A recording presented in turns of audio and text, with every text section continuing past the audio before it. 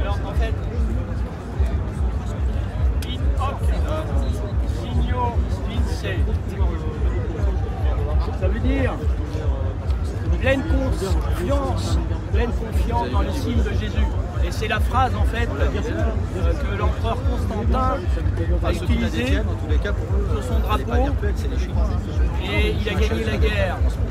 Et il a eu une apparition du Christ la veille. Il a battu les Romains.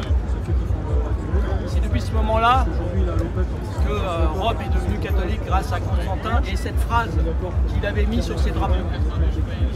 Il a eu en apparition dans la nuit. Salut Rémi, ça va? Vous avez cherché là? Ils arrivent. Ils arrivent. Le cortège arrive. D'accord. T'es beau comme ça? Bah écoute, là j'ai fait... en fait, tu sais que l'autre jour, je crois qu'on était le 18 mars, quand on a fait beaucoup de photos sous le feu.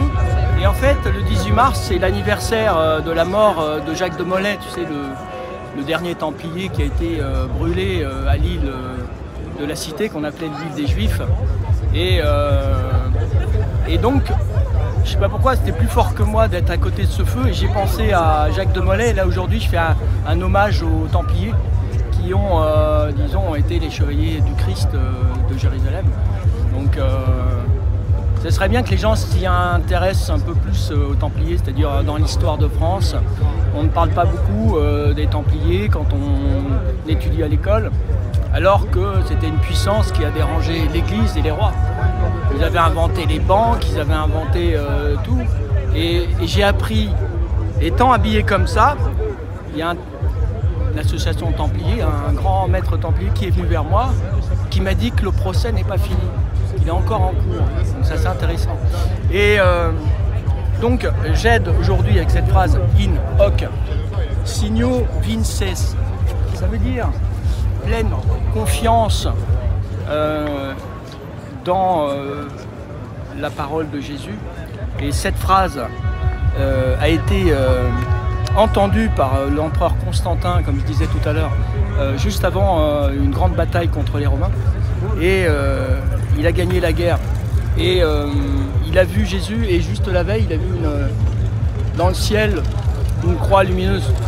Et donc la religion catholique pour les Romains et Rome est venue de l'empereur Constantin. Alors quand on s'intéresse à l'histoire, il faut savoir que Constantin a changé aussi un peu la Bible, etc. Et cette phrase aussi donc, a été utilisée par les Templiers. Alors on va y venir parce que si j'ai le temps de m'exprimer un peu là-dessus. Ouais, en fait, il faut savoir que le premier Templier, c'était la première croisade. Moi je vais souvent à Boulogne-sur-Mer, c'est pour Godefroy de Bouillon qui a fait la première croisade, a remporté la première croisade en Terre Sainte et il a récupéré la Terre Sainte et Jérusalem parce qu'il avait vraiment la foi en Jésus. Et il faut savoir qu'il y a un temple qui s'appelle à Jérusalem. C'est là qu'a été fondé l'ordre des Templiers à Jérusalem. Donc tout est parti de là. Et je disais que le 18 mars, l'autre jour, j'étais un peu dans le feu. C'était un peu l'anniversaire de Jacques de Molay. Donc c'est la fin des Templiers. Le dernier Templier qui a été tué, qui a été brûlé sur la place de Paris, donc à l'île de la Cité. Et je voulais en faire un honneur. Et cette phrase était récitée aussi avant chaque combat. Les rois templiers gagnaient à chaque fois la bataille. Donc j'aide aujourd'hui avec cette phrase latine de gagner le combat face à cette puissance démoniaque qui nous gouverne. Et il faut savoir que Jacques de Molay, le 18 mars 1814, il était en train de brûler. Il a quand même eu le temps de dire parce que le pape Clément V ne l'avait pas suivi. Donc le chevalier, il y avait le chevalier Guillaume, il y avait le roi Philippe le Bel. Donc il leur a dit, pape Clément, chevalier Guillaume, roi Philippe, avant 1 an, je vous cite, à comparaître devant le tribunal de Dieu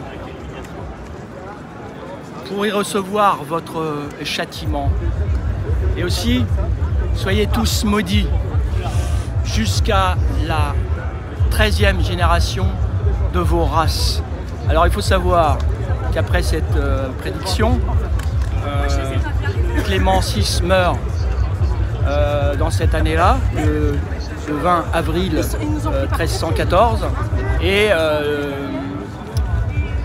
Philippe le Bel meurt le 26 novembre 1814. Donc ses prédictions étaient exactes, et il a dit pendant 13 générations, juste après il y a eu la guerre de 100 ans. Donc il a eu raison pour tout ça. Alors moi aujourd'hui, au nom des Templiers, je dirais une autre phrase, je dirais Klaus Schwab, David Rockefeller, Emmanuel Macron, Ursula von der Leyen et tous les autres, avant 1 an, je vous cite, à comparaître devant le tribunal de Dieu pour y recevoir votre châtiment. Soyez tous maudits pour avoir fait ce que vous avez fait de la France et des habitants et du peuple en train de mourir de faim pendant que vous êtes en train de vous encrouter. Jusqu'à la 10e génération, vous le payerez. Voilà, c'est ce que me disent les Templiers.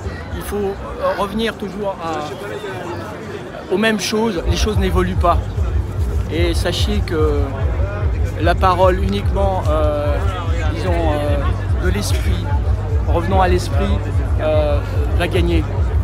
On a tout fait, tout le système a tout fait pour se couper du système religieux. Nous sommes dans un pays laïque, effectivement. Sachez qu'à l'instant, j'ai croisé un chef templier qui m'a dit « Le procès des Templiers n'est pas encore fini ». Donc sachez que ces chevaliers du Christ, je suis plutôt en tenue de Christ, mais aujourd'hui je fais un hommage aux Templiers. Les chevaliers du Christ avaient compris qu'avec une foi énorme,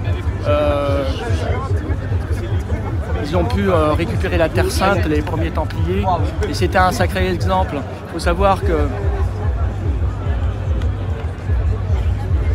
Godefroy de Bouillon aurait pu être roi.